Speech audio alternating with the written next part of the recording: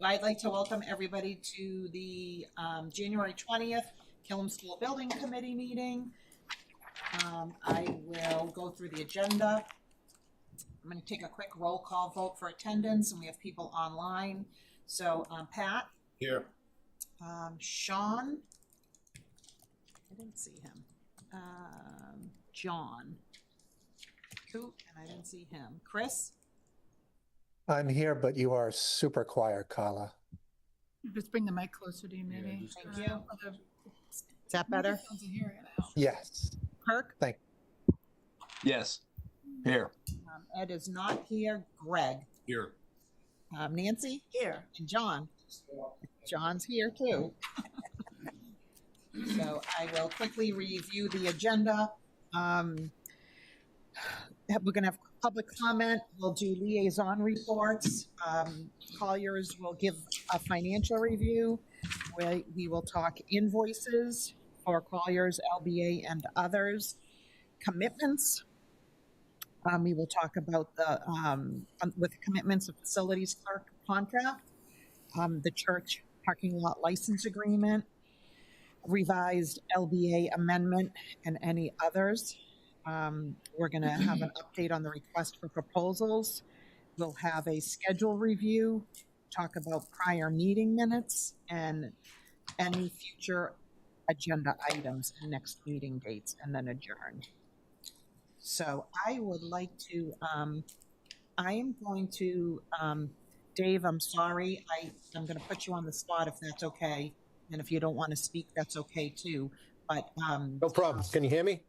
Yep. Dave Delaire is our new facilities clerk. Clerk of the Works? I'm going to call you Clerk of the Works, but I'm going to call you facilities clerk. And this is the first official meeting with us that he is attending. So, okay. Dave, would you like to just say hello and maybe give us a little bit about yourself? Hi. As you know, my name is Dave Delaire.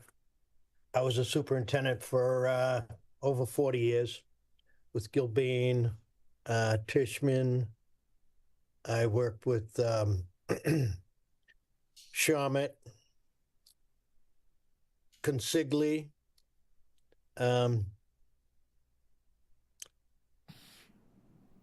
Suffolk, I did like 3 jobs. My last 3 jobs was with Suffolk. I've done some pretty big stuff and some little stuff. I traveled around pretty much when I was younger. And for the last 10 years or so, I've been doing this Clerk of the Works type of thing in hospitals. I did the Heinz Auditorium.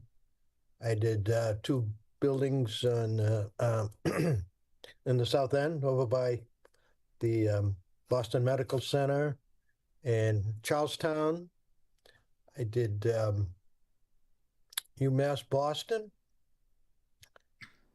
Lowell High School, the old Lowell High School. I'm just finishing the old Everett High School, so I'm used to doing this kind of thing.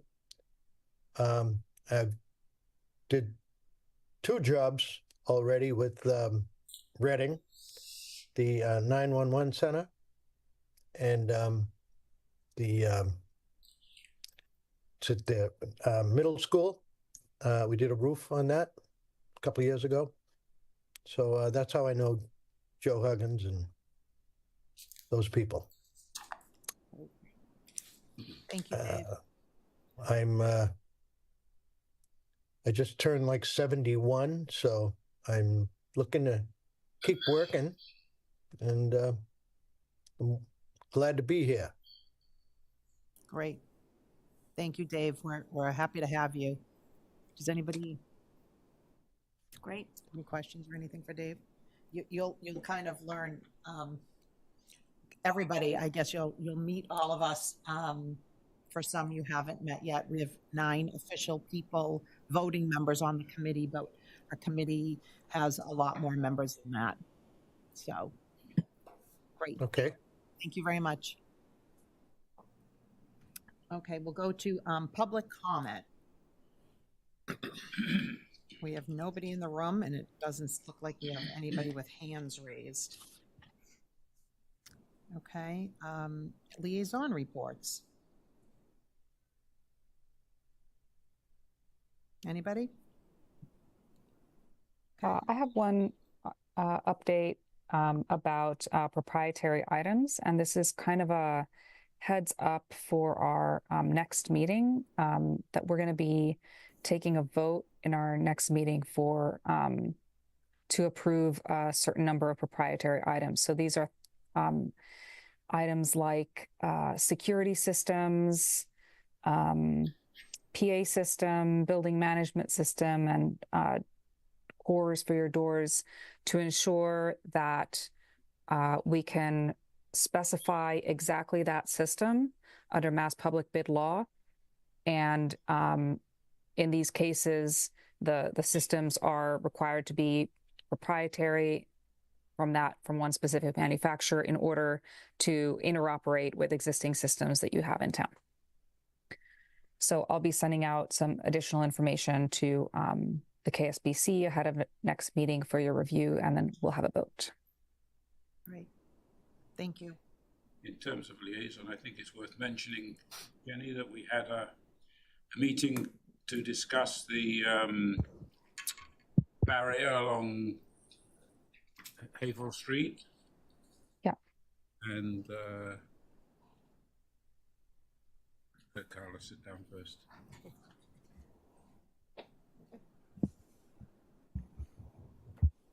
That's it? Yep. That's good. And we decided, it was decided, let's put it that way, that a cable barrier would be the most appropriate. Thank you. Correct. The two, it was like the two, I'm sorry? it was like the two phase. That's the two fences, yeah. Yeah, so, but I think there's still some confusion as to the design parameters here. The barrier should be designed, in my view, to stop a vehicle which is traveling along Haverhill Street, which gets out of control and slides into the barrier or something like that. It's not designed to stop a vehicle which is coming across Haverhill Street, because there's no way a vehicle can come across Haverhill Street at any kind of speed. So I'm not sure that there still is not some confusion as to what the parameters are on this. I sat in at the meeting. I didn't participate. I couldn't, but I listened in. Can you clarify as to what you think the design parameters are, Jenny? The design parameters that we have been working with for the cable barrier fence, based on the recommendation of our traffic engineer looking at the average speeds on Haverhill Street, which they determined were about 40 miles per hour. So there's two different levels of ratings for this particular fence. There's the weight of the design vehicle, which is, we're using a 15,000 pound vehicle. The other option would be a 5,000 pound, like a pickup truck.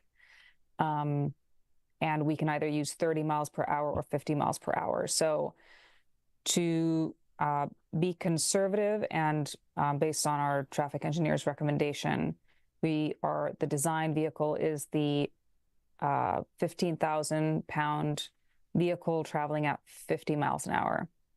To your question, John, about the impact angle being, at an angle rather than head on, we did ask the fence manufacturer to do some investigation into what impact that would have on the design of the fence. And based on their analysis, we thought that it would still be appropriate to design to the M50 vehicle standard.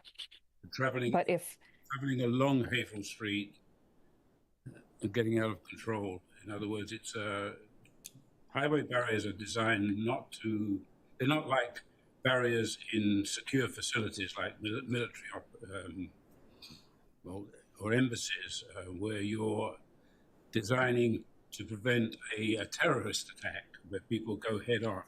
This is Right. a roadway kind of scenario, and vehicles don't head into barriers at 90 degrees at 50 miles an hour, because if they did, there's no barrier on Earth, no cable barrier on Earth that can be designed to resist that at 90 degrees. It defies the laws of physics. You know, you'd have to repeal Newton's laws of physics, which haven't been repealed for 300 years, since he's been dead. So it has to be clear as to what we're doing here. We're a roadway situation. Is that understood by the design team? We understand your point. I think if there's a different design standard that the owner or the KSBC would prefer that we design to, we're happy to do so. We felt that in this particular case, a roadway barrier, as you know, John, is designed to redirect a vehicle back onto the road, but is not necessarily designed to protect what's on the other side of that barrier. So in this case, because we have a playground right on the other side, we felt that just a guardrail was not our recommendation.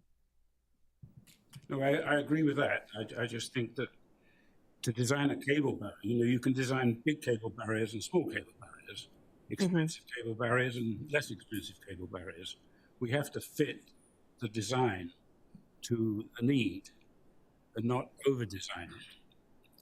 And as I've pointed out in the past to you, you cannot design a cable barrier to have a 15,000-pound vehicle hit it head-on. It just doesn't work in terms of the physics. You can design barriers, you can design inertial barriers, but that's not what we've got here. We've got a cable system. And if you do the numbers on the cable system, you find you can't do that. You just can't do that with the cable barriers. It just doesn't work. Okay, well, hi, it's Lee. I thought I'd just step in and say, listen, we're using a fence that has been tested for certain abilities. We're using criteria that's been given us by professional traffic people. We're not designing this fence. It already has been designed and tested. It does what it does. John, you may have an opinion about what it can do, but they showed us videos and it does what it does. Question is, what does it do? So we're using that fence based on their criteria. I can't do the, we can't do the, so I'm not exactly sure what you want us to do at this point, other than use this standard fence, the standard cable system that they do. You could argue with the fence manufacturer that it doesn't do what you think it does or they think it does, but we're going by their criteria and their information. What is their criteria is my question. It stops. Go ahead, Jenny. It stops a 15,000-pound vehicle traveling at 50 miles per hour at a 90-degree angle to the fence within 3 feet. Could we get a letter or something or some calculations from the company? Sure. To yes, that, because I think that's not true. Well, they show a video of it, and it might be doctored, it might be AI, I don't know. But they show a wonderful video of this monster truck going right into the thing, and God bid it stops. So all we can do is go by that, but we will send you the information we got. How's that? I'd like to see it. Yes, absolutely. Because you got it. My experience is it doesn't work. Unless you have a barrier which is so over-designed relative to what we need, and therefore overly costly relative to what we need. If I can just interject for a little bit. I think that the other option that they gave us, which was a stone wall for, not to get you into it, but a stone wall with footings that went like 4 feet down, right? That was if you want it to stop, we're going to stop it, right? However, you want to take into account the person in the vehicle as well.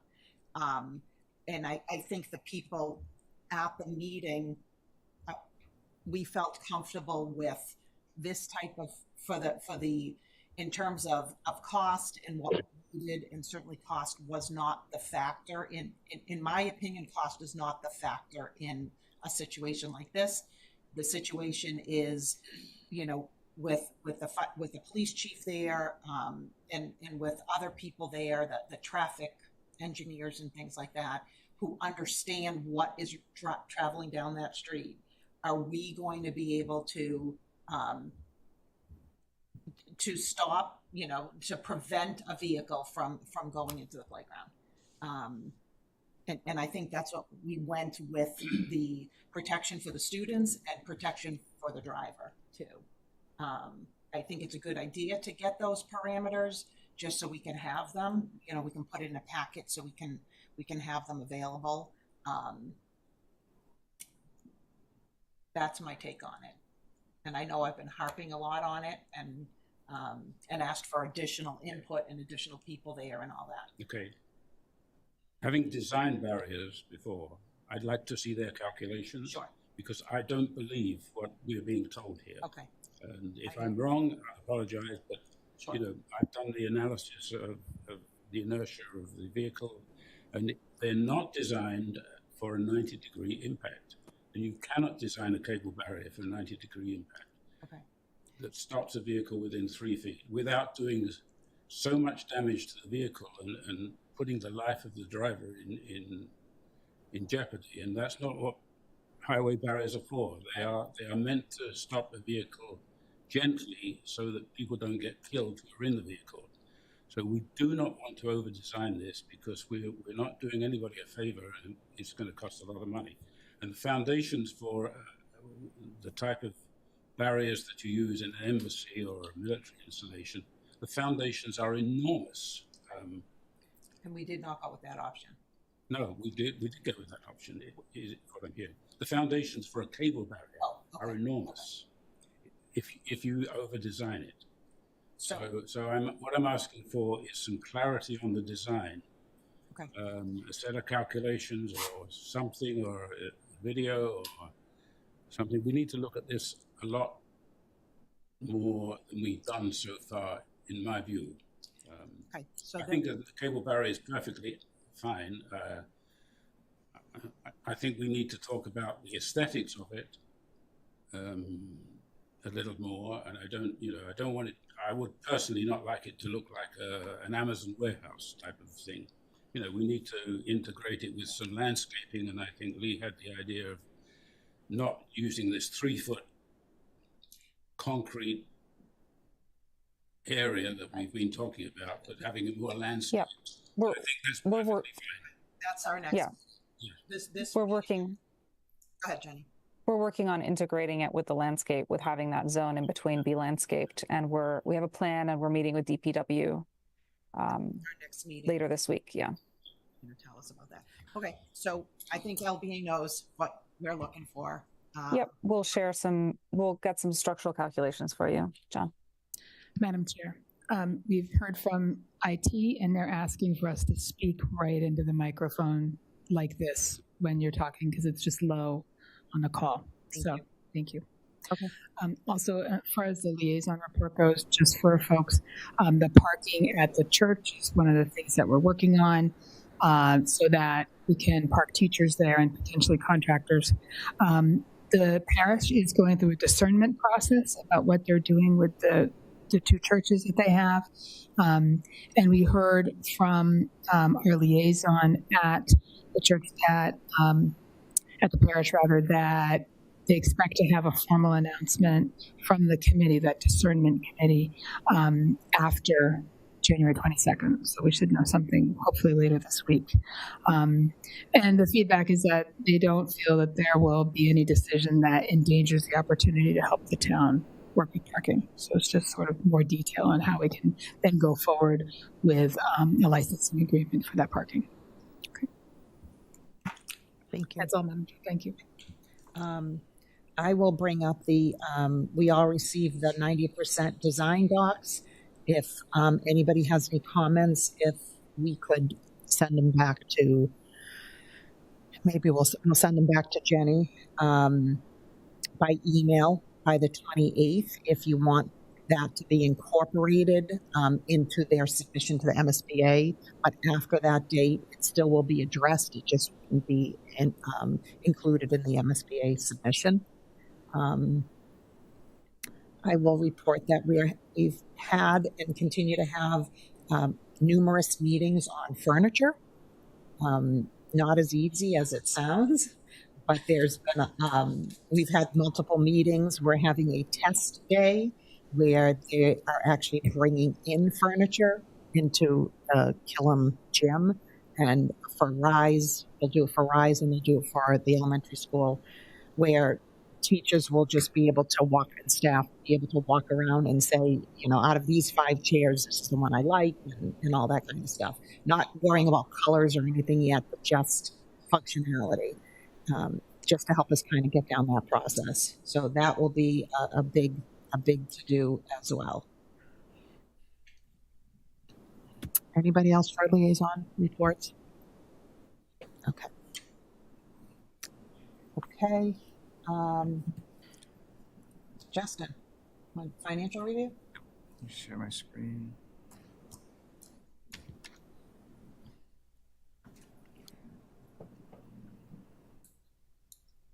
All right.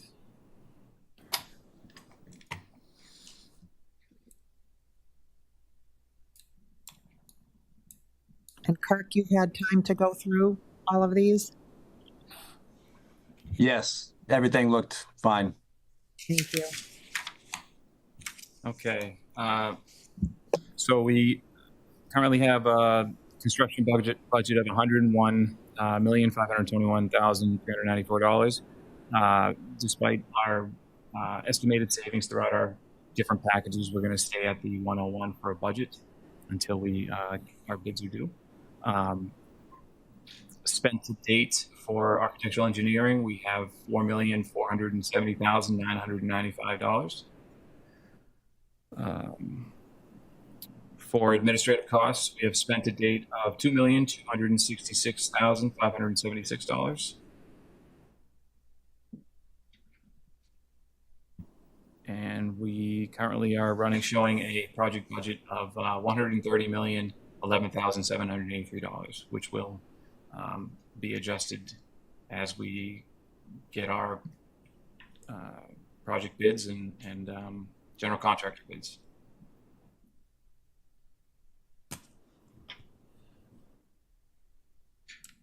We talked about commitments with the clerk and the church parking contracts, but we don't. We have approved budgets, but we don't have. I think, Jane, we're going to have contracts maybe next month or possibly coming up. Yeah, it should be later this week, actually. So I apologize, I don't have that for the board yet. I wanted to run a couple of things by council. We're just waiting for one piece to come in. It doesn't materially change anything, but that gives you the document that you need. It would just be a document at that point. Mm-hmm. Yeah, and it can be approved at that point, and then we'll be paying the invoices. Does that make sense? Yep. Sounds good. We don't have any budget adjustments. This was from the last meeting. It should have been grayed out, I believe. With this is from the previous modular project invoices that we had. That's the PO that we had from last month.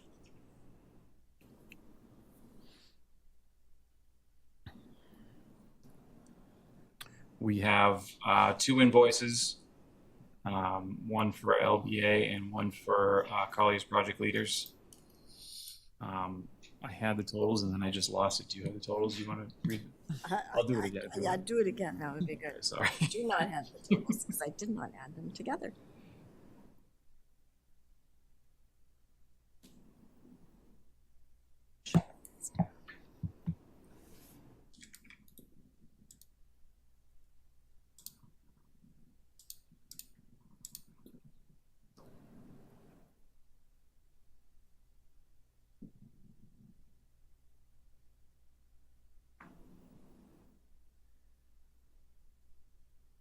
It's 5. Just make sure that's right. Yep, 568. So LBA's invoice is 568,705.34. 3-4. Okay. And then we have a Collier's invoice for $33,733. Nice numbers. Do you want to take a vote on that? No. Please. Hold on, let me get to the, do we have an invoice number on these? LBA's is 23025. 025, okay. Motion to approve the invoice from LBA, invoice number 23025 for $568,705,034. So 568,000 705 and 34 cents. 34 cents, right. Is there a second? Second. Seconded by Pat. Any discussion? Yeah, I have one quick question. Jenny, in the LBA invoice, there's some backup from Terra Inc. that includes line items for the early release package. But we didn't do the early release package. So just wondering how that works. Yeah, so Terra Inc.'s fee, the backup is only included because there's one item on there, which is the tree survey and protection plan. That is an additional service that we're tracking. All of their other fees are included in our basic services, and Terra Inc. broke out a separate, just in structuring their fee, they broke out a separate fee for preparing that early package. As it happens, we actually did a 90% early package. So we've already done all the work, which is why we're allowing them to bill for that. But that's all in basic services. Okay, Does that make sense? Yeah. It does, thank you. Any other discussion? Okay, we're going to the vote. Pat? Yes. John? Yes. Chris? Yes. Kirk? Yes. Greg? Yes. Nancy? Yes. Carla? Yes. And that passes. Thank you. Move to accept the invoice number 1132845 from Colliers for $33,733. Is there a second? Second. And seconded by Pat. Any discussion? Going to the vote. Pat? Yes. John? Yes. Chris? Yes. Mark? Yes. Greg? Yes. Nancy? Yes. And Carla? Yes. And that passes. Thank you. Okay. Thank you. Yep. As I mentioned before, we have the forecasted costs for the parking at the church and for the clerk's salary.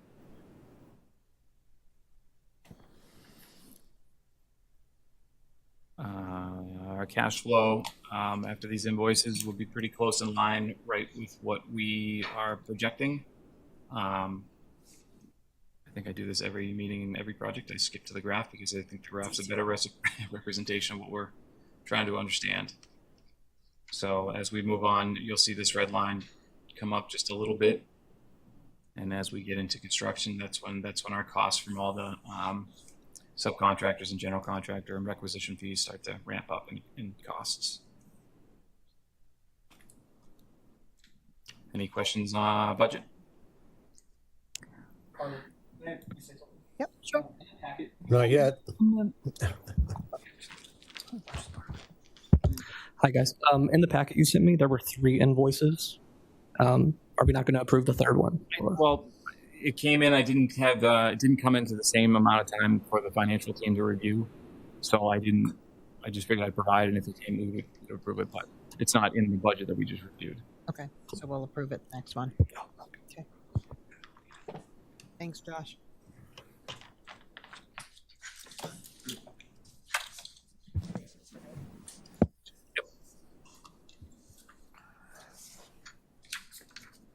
Okay. Request, you gonna do a request for proposal updates? Sure. So we've received proposals for a few things. One being the tax consultant. I've obtained some availability from the 2 consultants that provided their proposals, so we can meet with them and review what exactly how this will work and to get a better understanding of investment versus return on what they'll provide. So hopefully we'll be setting those up in the next week so we can sit down as a group and understand those proposals a little bit better.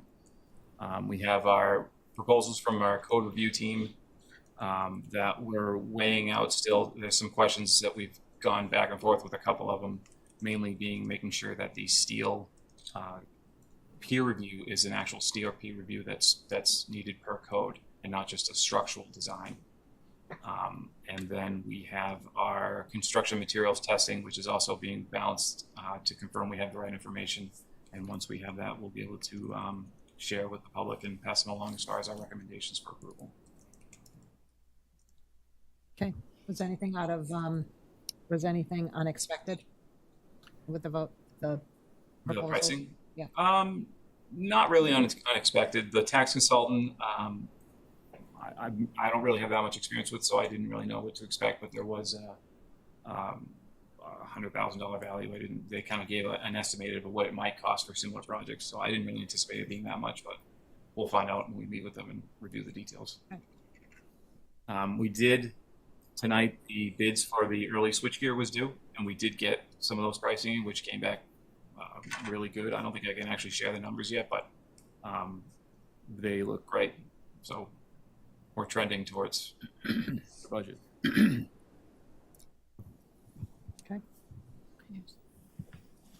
And did we get can you even say how many bidders we got? 2. Okay. Any questions? What does a tax consultant actually do? I mean, this is out of my field. So what do they do? So the understanding is that we're looking to hire an advisor to help the town apply for any and all applicable tax incentives and grants that are available. So this is not just tax; this is grants as well, right? You're saying? Yes. So I kind of push. I'll take responsibility. When we went to when I went, I don't know, a couple of years ago to one of those story of the buildings that the MSBA puts on, different groups get up and talk about their story of their building. And one of the things that was highly recommended was this tax consultant. And part of it was for all of the grants with the Inflation Reduction Act and all the tax incentives and all that stuff.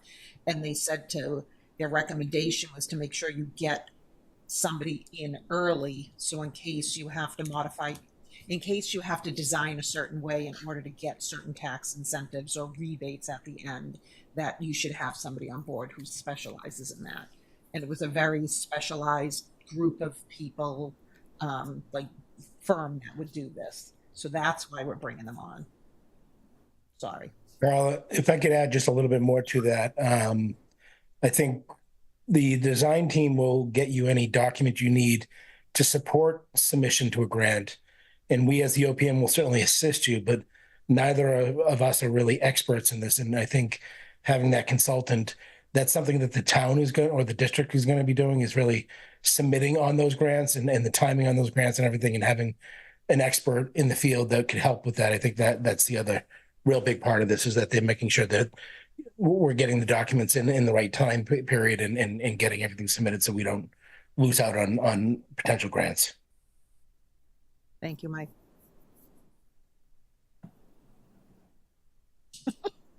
Perplexed? Still a mystery to me, but there we are. Okay. Well, when the money starts rolling in, you'll be happy, right? Well, that's my question. Does the money start rolling in? I mean, what do they do? Do they get more than we spend on them? That's the answer. Yeah. I mean, that's what we want to talk to them right? about. Yes. Sure. Yeah, that's what that initially is. I mean, if they like I said, they were recommended. It was that MSBA was there. People were talking about it. So it was just something that I said we have to look into at least, right? It's government at work. It's strange to me, but right. Yeah, John, if you recall, during the selection of the HVAC system, the IRA provides really significant funding for installing these geothermal wells.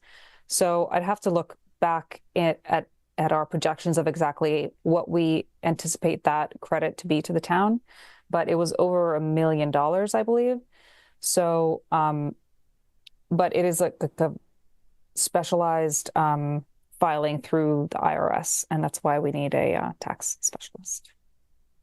Okay. Okay. I don't do my own taxes. So. Expect you guys. Not to backtrack a little bit, but I was just curious if it's out of order, if I could ask to review the switchgear bids for the early release package. It's possible. I'm not sure. We just got the bids in, so we haven't like reviewed them and gone over the details. So I'm not sure we can actually share with the public just yet. But Proposals aren't public. He's not the public. But if we share in the meeting, would that be the? No, can we bring Greg in with you, right? Yeah, not right now, not this moment. Oh, okay. But just, yeah, sure. I can. Thank you. Yeah. I don't have the agenda in front of me. What's next? I think we're other. No. We're done with the invoices and the commitments.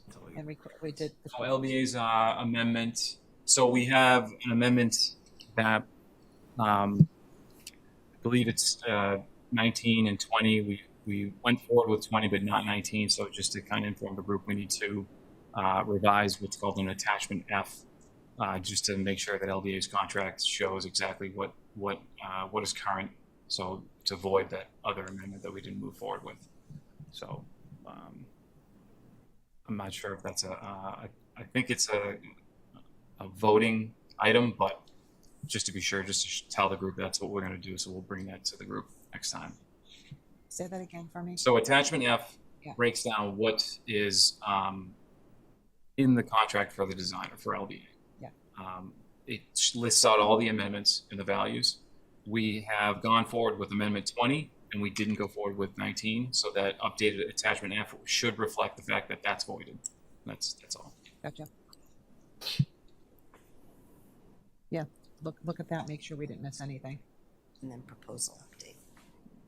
We do the proposals updates, and then so I'll do the schedule review. Yeah, and you're all set with everything under commitments, right? Yeah. We did the request for proposal updates, so we're on 5.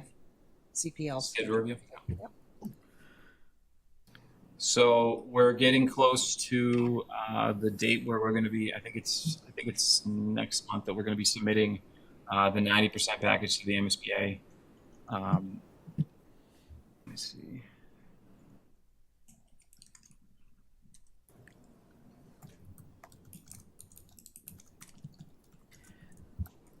Yep. So the 10th. So February 10th, we'll be submitting. The building committee meeting before that, we'll be voting to approve to submit that submission, just like we've done with the 60 and the prior.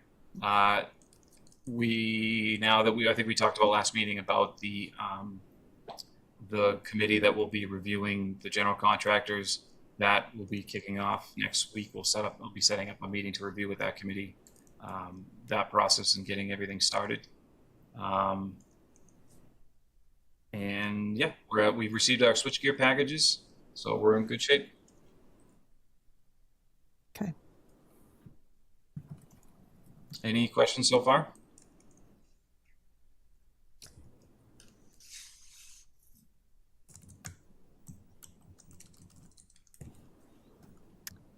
No questions?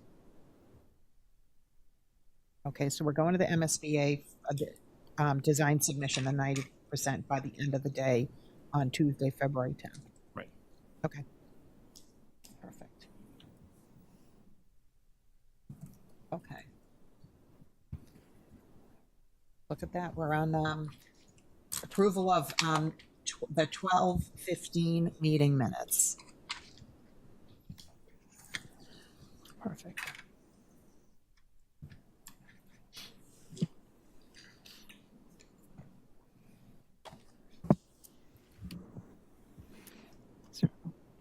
Do we have a motion?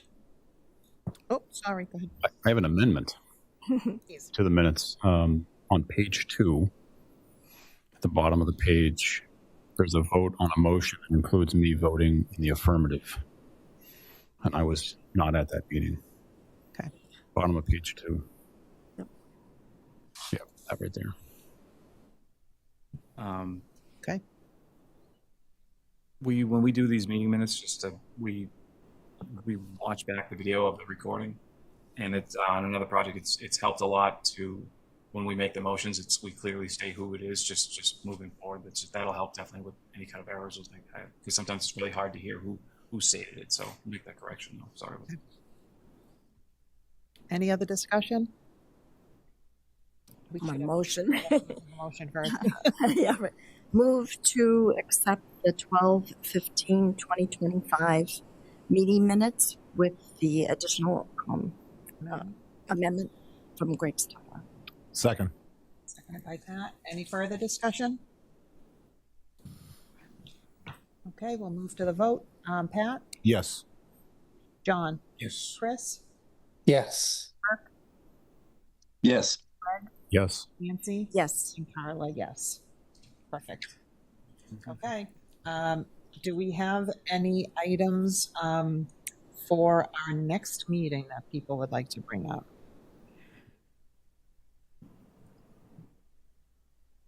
You guys are good. Okay, and our next meeting.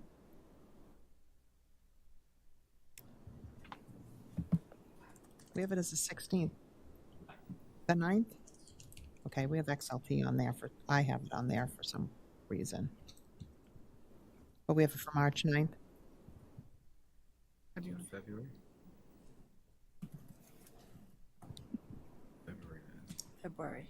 Yes, thank you. In the wrong month. Okay, so our next meeting is Monday, February 9th at 7. Right here, next door. Good? Okay. Move to adjourn. Second. Okay, no debate on this one. Pat? Yes. John? Yes. Chris? Yes. Kirk? Yes. Greg? Yes. Nancy? Yes. Carla? Yes. We're adjourned. Thanks, everyone. Okay.